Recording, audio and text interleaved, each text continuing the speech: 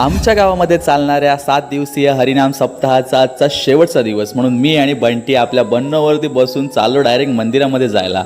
मंदिरामध्ये येऊन पोचलो आणि काय सगळीकडे भक्तिमय वातावरण एवढं मंत्रमुग्ध करून टाकणारं होतं. वा वा वा. या हरिनाम सप्ताहाची सांगता बरोबर 12 वाजता बेल वाहून देवावरती केली जाते.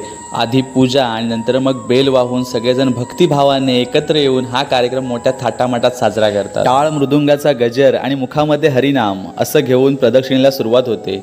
पूर्णपणे 5 प्रदक्षिणा पूर्ण झाल्यानंतर हा कार्यक्रम संपन्न होतो. आणि मित्रांनो, ही बघा मस्तपैकी सजलेली थाटामाटात सजलेली आमच्या सांब रवळनाथाची पालखी. प्रदक्षिणा सुरू झाल्या आणि गुलाल उधळायला सुरुवात झाली. कसा दिसतोय मी? तर वाजणारी ताशाची तर्री आणि घुमणारा ढोलाचा आवाज सगळ्यांनाच नाचायला भाग पडतो. काही दिवसापूर्वी पाहिलं असेल तर ह्याच मंदिरामध्ये पूर्ण पाणी भरलं होतं आणि आमच्या मंदिराचा इतिहास आहे की मंदिराच्या पिंडीचा जलाभिषेक नदीच्या पाण्याने होतोच होतो. आणि जिथे खायला असली तर रोहनचा आमचा 1 नंबर.